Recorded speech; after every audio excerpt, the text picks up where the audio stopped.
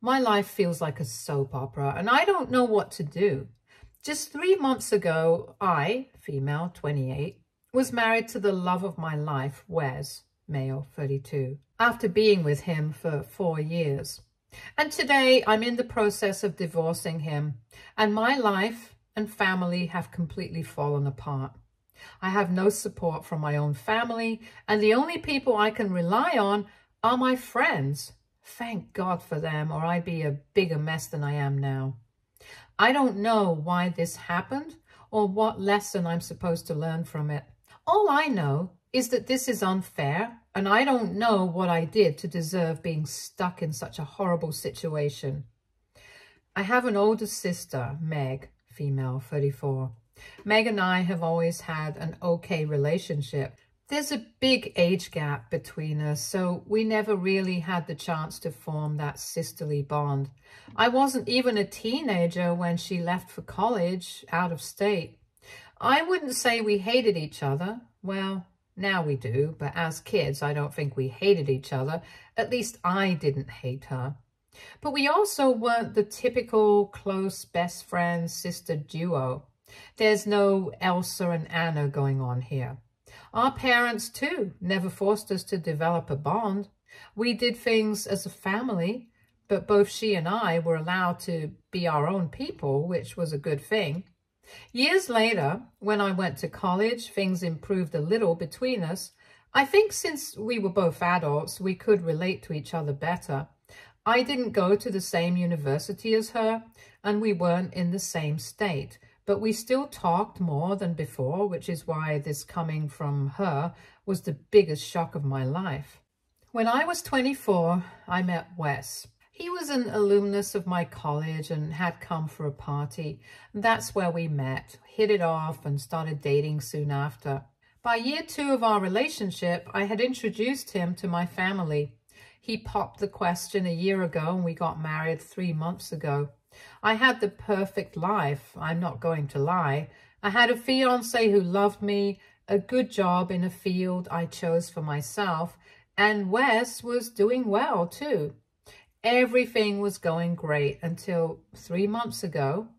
Meg, on the other hand, had a more difficult personal life. She got married when she was 25 to a man none of us liked. It was obvious he wasn't good for her, but no matter what we said, she wouldn't budge from her decision, so we let her be because that's all we could do. It wasn't a happy marriage by any means. He forced, or rather manipulated her, into leaving her job, which she did, making her financially dependent on him. My parents and I asked her many times if she was okay with it and told her we'd support her if she wanted to leave.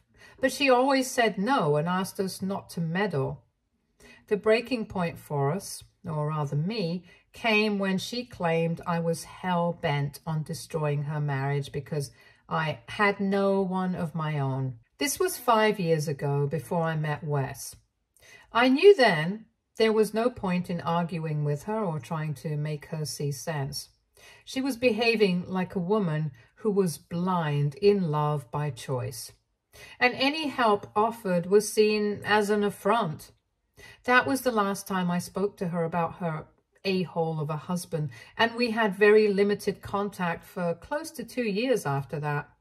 When I was 25 and she was 31, she finally got divorced. I never asked her the reason because I didn't want to meddle, not even a little. She tried to talk to me about it, but I always shut her down. Call me cruel or whatever, but I didn't have the energy or willingness to participate in it again. For years, I tried looking out for her, but in the end, I was blamed and shamed for it. And there was just no way I was engaging again. It pissed her off a lot because I assume she wanted support at that time, but I was out. This isn't to say I was downright cruel or mean to her. We patched up, sort of, and spent time together, talking, hanging out. She'd moved to my state. And she even ranted about her issues to me, but I never gave any input. She was welcome to grieve and complain, but I wasn't going to open my mouth when it came to her ex-husband. She knew this, and it pissed her off, so much so that she sometimes tried to rile me up and get a reaction, but I knew better than to fall for it. Wes, for his part, could never understand the dynamic between me and my sister.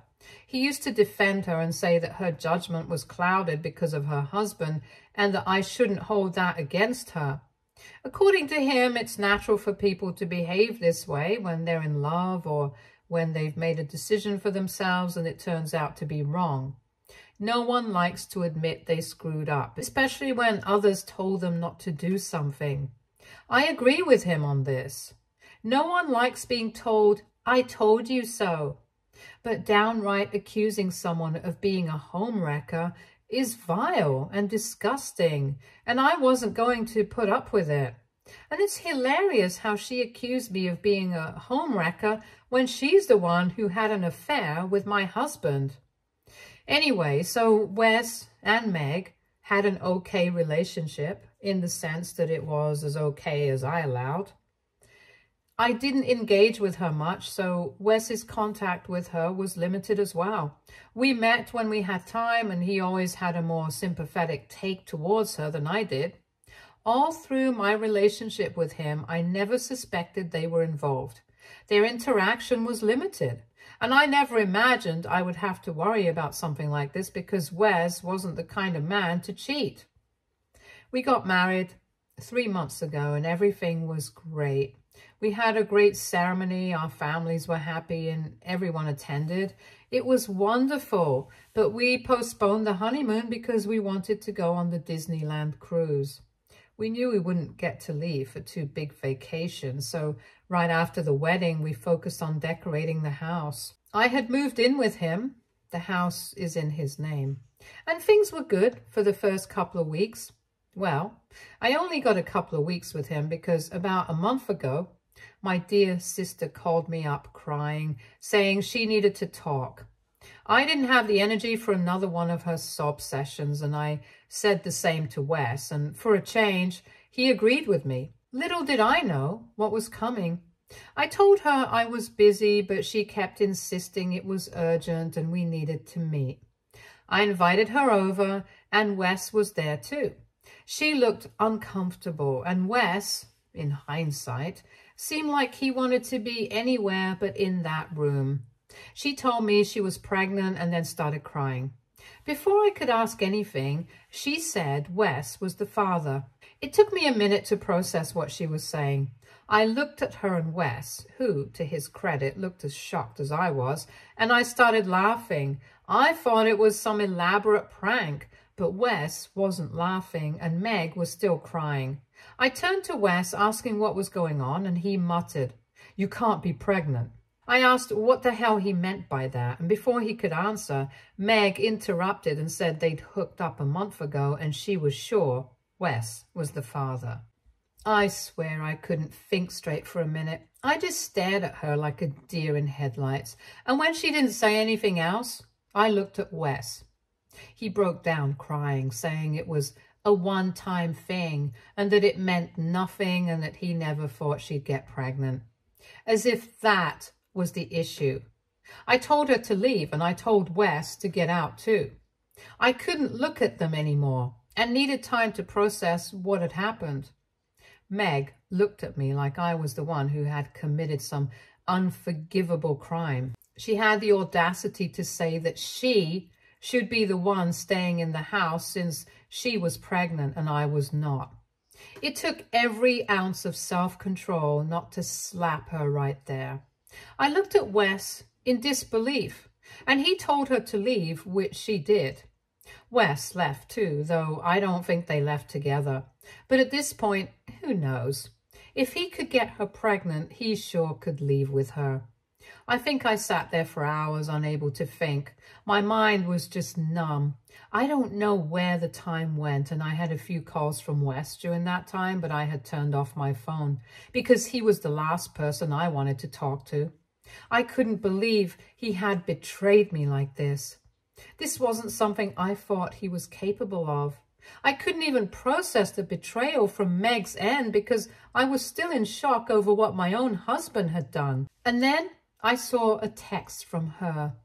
It essentially said that while she was sorry for what happened, it couldn't be changed. She was pregnant. She knew she was going to keep the baby, and it was in the best interest of the entire family for me to move out so she could move in with Wes, allowing him to take care of her and bond with the baby when it was born.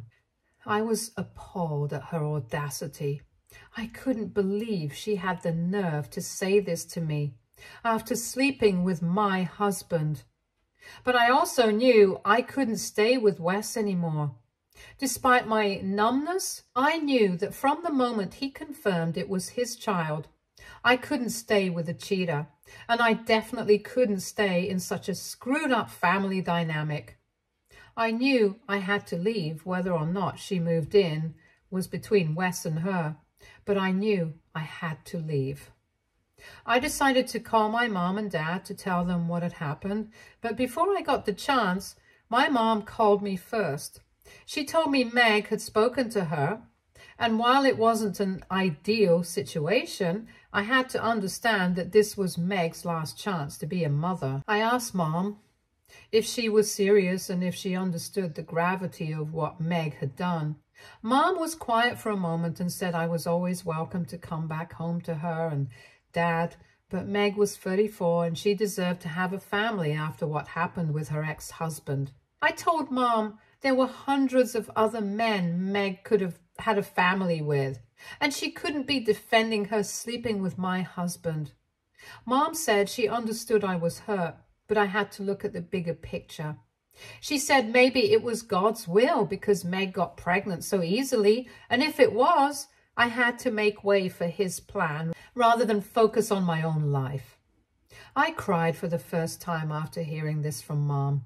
I couldn't believe she was supporting Meg over me when I was clearly the one who had been wronged.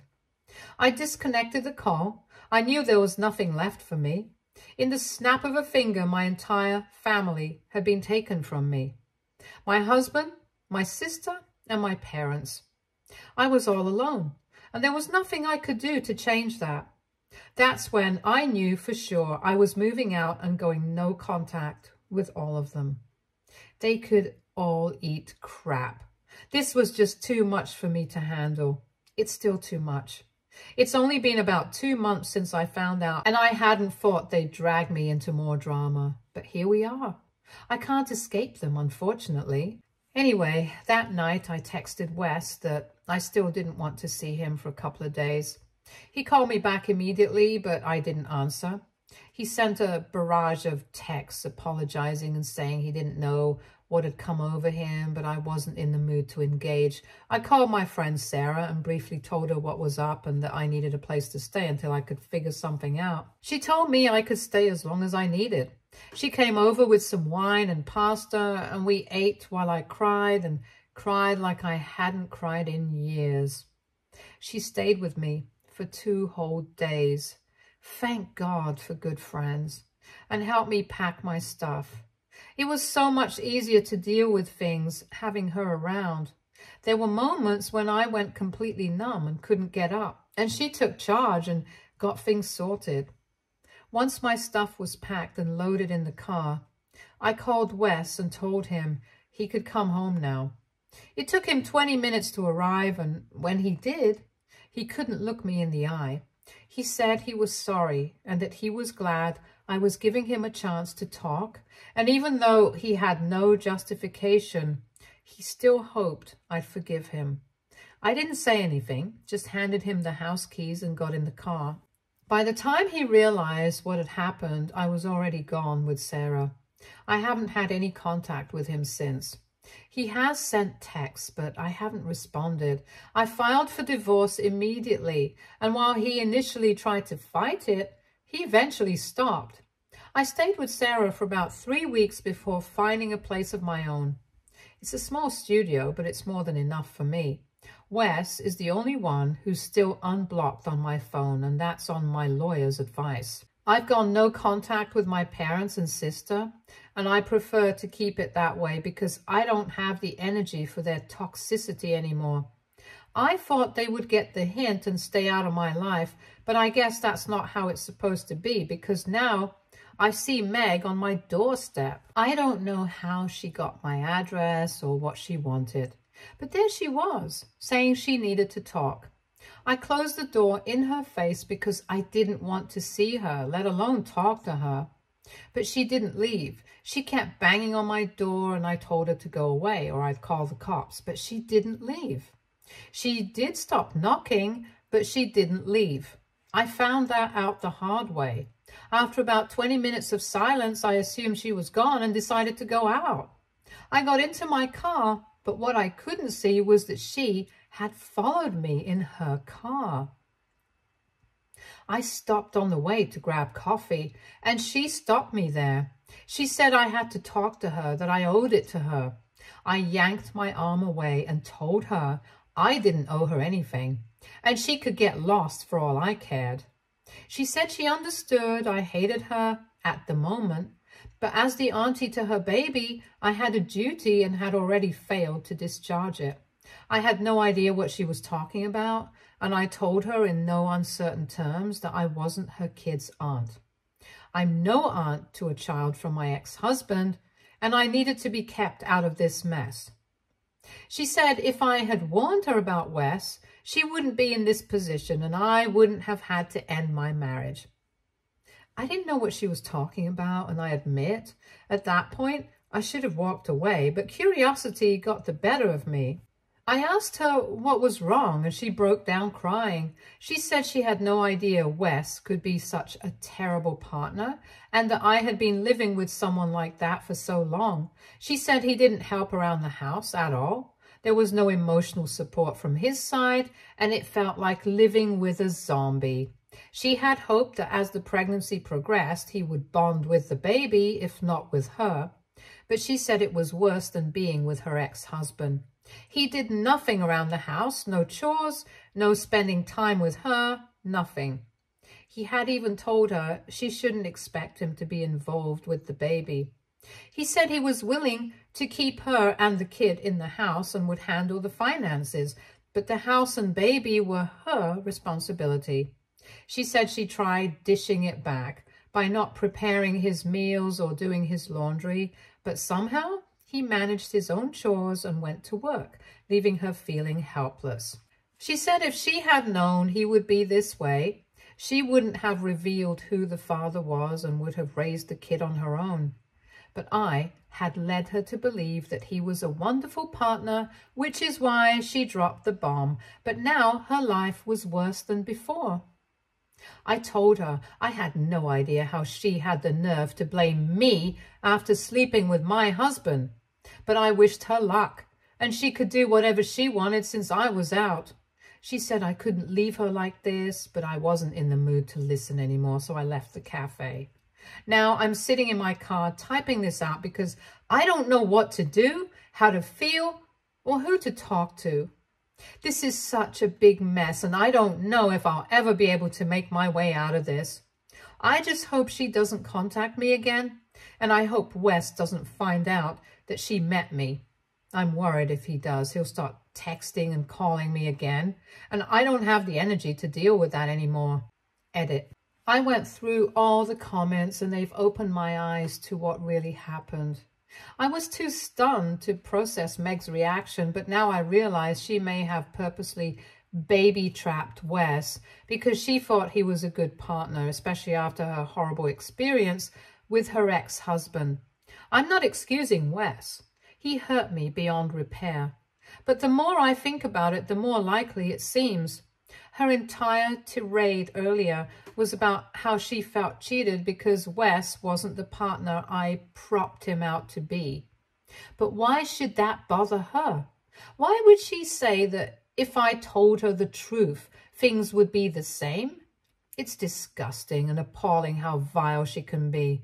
I can't believe I second-guessed myself after what she said. And the confusing part is that Wes has never been the way she described him. He's always been so hands-on, and her description seems like a lie. I've never known him to be a slacker, and this behavior baffles me completely. I don't know why he's doing this, and I don't want to know either. I'm still struggling with the betrayal, and it's been very hard to adjust to this new normal. I don't want more drama at their expense. They can have the mess they've created. I'm out. Update 1. I wasn't out of this. No matter how hard I try, I keep getting pulled back into their chaos. I had no intention of telling Wes about my meeting with Meg, and I had no desire to contact her again. I had left them to their own devices, but Wes showed up at my house.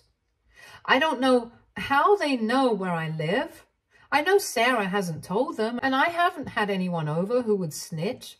Maybe they're stalking me from work, or Wes still has access to my location, though I know that's not possible.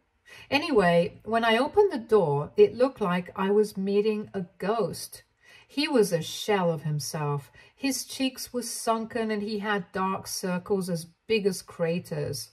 If I didn't absolutely hate him, I might have rushed over and hugged him.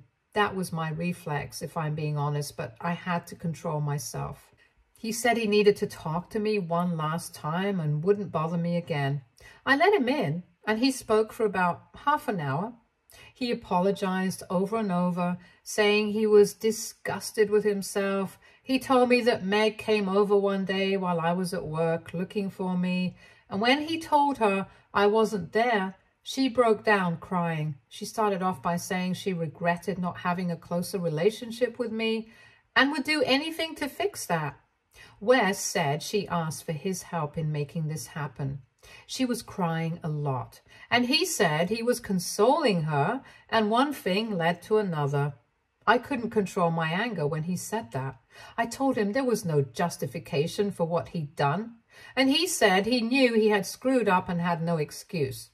He said he just wanted me to know what had happened. He swore that was the only time anything like that had happened, and he wanted to tell me immediately, but Meg begged him not to. Even when she told us she was pregnant, he said he was against her keeping it and had asked her to abort it, but she was adamant about keeping the baby. Wes said if I gave him one more chance, he would cut off all contact with her and the baby and start fresh with me. He said he had been acting like a terrible partner on purpose to show Meg they would never be a family no matter what she tried to pretend. He told me my parents and Meg were manipulating him into accepting the situation, but he knew it was wrong. I asked if he was going to marry Meg, and he said he was in the process of kicking her out. He had tried backhanded tactics, but they hadn't worked, so now he had to face it head on and kick her out himself. He still held out hope that I'd forgive him, and he said he'd chosen to wait for me. I told him there was almost no chance I'd ever go back to him because I couldn't get over the betrayal. I said nothing could be worse than him sleeping with my own sister. I told him he had the luxury of ignoring what happened and moving on, but I was stuck with this family for life. There was already too much unavoidable involvement on my part, and I didn't want to complicate things further.